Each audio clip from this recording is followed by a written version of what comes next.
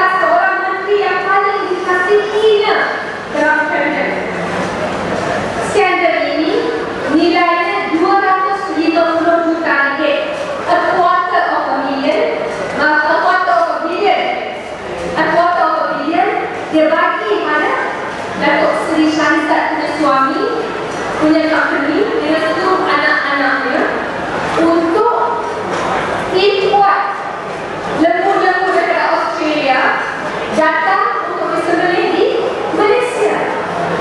250 juta ringgit.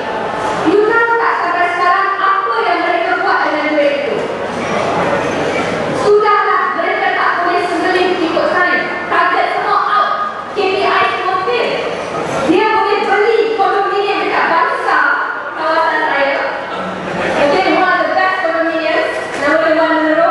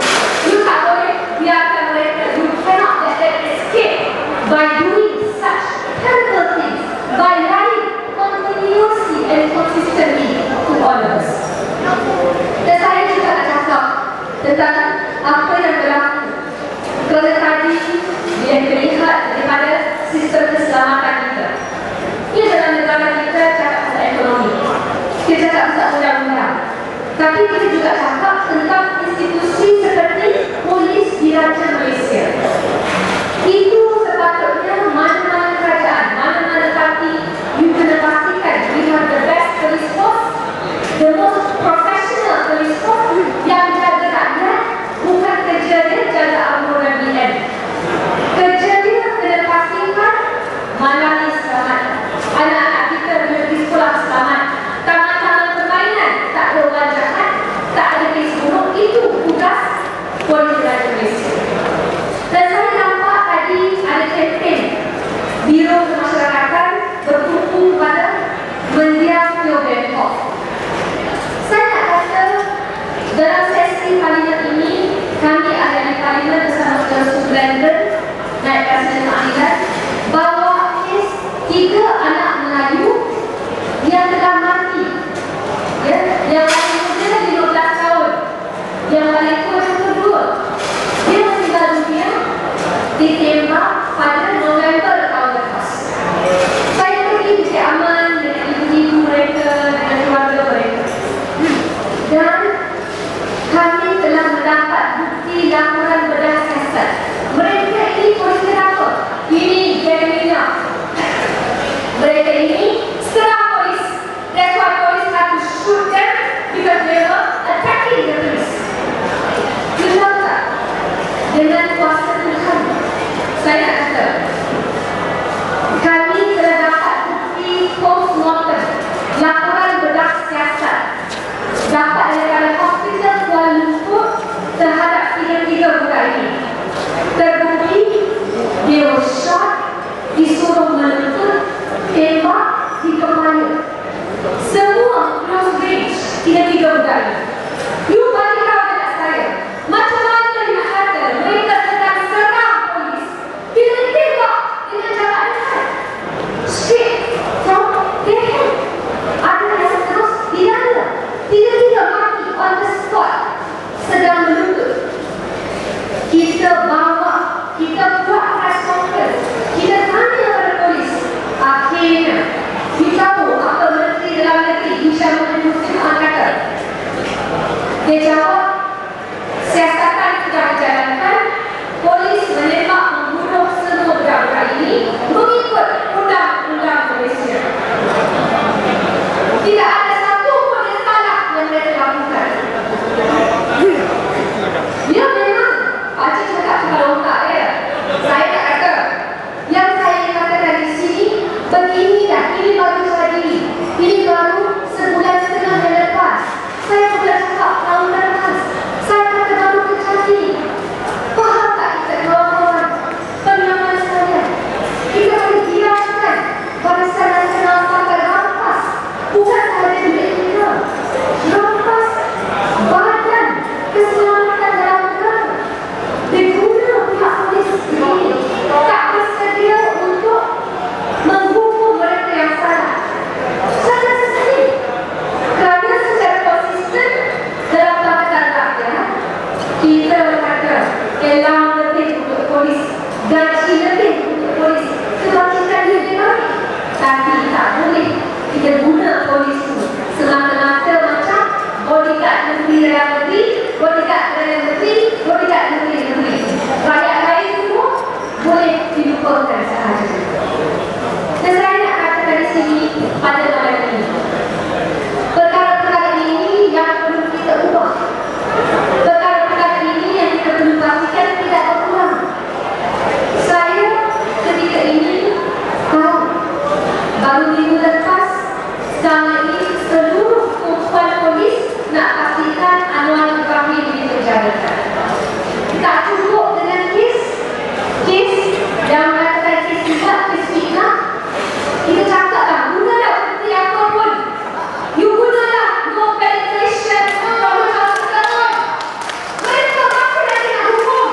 Itu satu.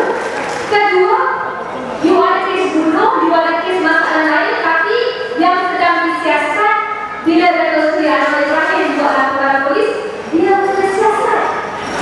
Dia kena siasat. Lepas tu polis tanya, Dato' Seri, would you like to watch the video? Dato' Seri, you pernah tengok ke video tu? Apa punya polis?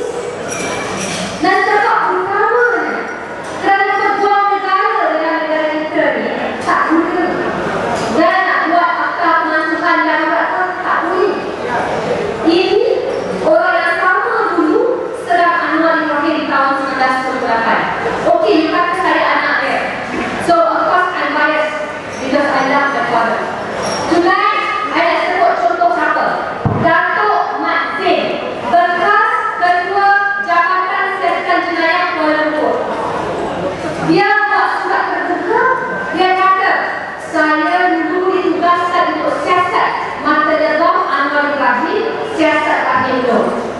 Dan saya dapat bukti, saya bercakap dengan Perdana Menteri pada Oktober 2008. Perdana Menteri mengaku Ghani Patel, The Attorney General, memang bersalah menipu, menutup, menyembunyikan bukti semata-mata nak selamatkan diri dia dalam kes lebam Mata Lebam Anwar Ibrahim. Ini kata-kata dia. Ini bukan kata-kata saya. Saya minta kawan-kawan semua, you pergi online, you cari dekat The Malaysian Insider, surat terbuka Datuk Mat Zaid, CID punya kes dahulu. Jadi sekarang ini sudah ada keberanian. Orang dulu kata nak senyapkan saja, pembangkang ada berani bersuara. Sekarang semua bangun untuk maklumkan, untuk benar-benar lawan, untuk pastikan kita ajak semua orang. Woman Ijilai, Kaya!